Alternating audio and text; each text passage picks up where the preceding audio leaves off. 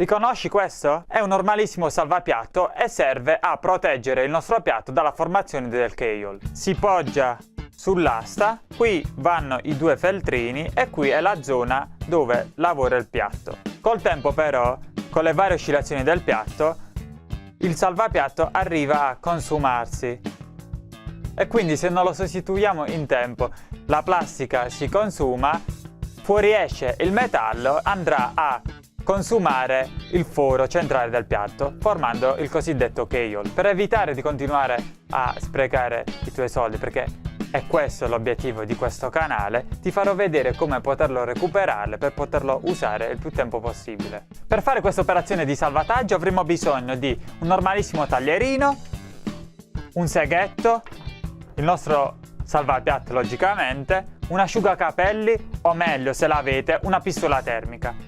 E infine un tubetto di guaina termorestringente. La potete trovare benissimo a una ferramenta o in un negozio di materiale elettrico. Prendetela più grande rispetto al diametro dell'asticella, perché appunto è una guaina che scaldandola si andrà a stringere intorno. Perché uso la guaina termorestringente, direte voi, e non un semplice nastro adesivo isolante? Perché il nastro isolante è molto morbido, durerà pochissimo, si consumerà in breve tempo. La guaina invece, essendo molto spessa e di un materiale anche molto resistente, usata per cablare appunto i fili elettrici, avrà una durata maggiore, se non uguale alla plastica originale. Per prima cosa andremo a eliminare con il seghetto totalmente il tubetto, lasciando spoglia la base.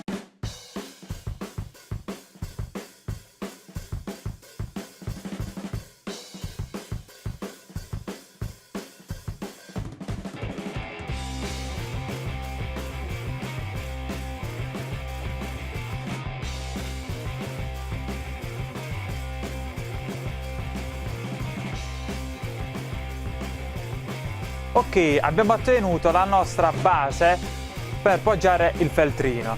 Ora non ci resta che con il taglierino tagliare un piccolo pezzetto di guaina termorestringente e poi con l'asciugacapelli scaldarla sull'asta. Ok, posizioniamo la rondella, dopodiché poggiamo i feltrini per capire un po' la misura di guaina che andremo a tagliare. Ecco, più o meno dove ho il dito in mezzo al feltrino è la zona dove lavorerà il piatto. Quindi il pezzetto di guaina che andremo a inserire sarà più o meno di questa dimensione.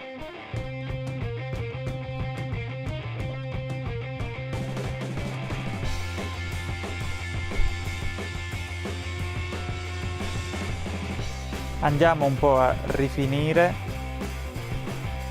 le sbavature per renderlo un po' più omogeneo. Inseriamo il nostro pezzetto di guaina sull'asta e ora con l'asciugacapelli andremo a scaldarlo finché aderirà perfettamente all'asta.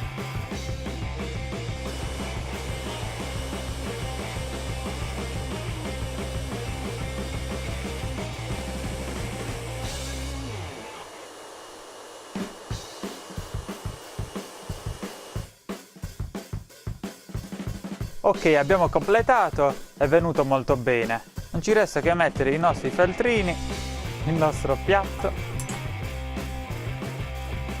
altro feltrino sopra e chiavetto.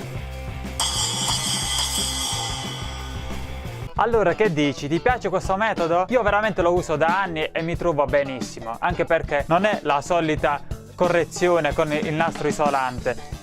È un materiale molto resistente che va a sostituire quasi quello originale. L'unica nota dolente è che non potete rimuovere il supporto proprio perché la guaina si è appiccicata alla parte in metallo, ma alla fine non serve perché l'unica cosa che dovete sostituire sono i feltrini nel corso del tempo. Il supporto rimane lì dov'è.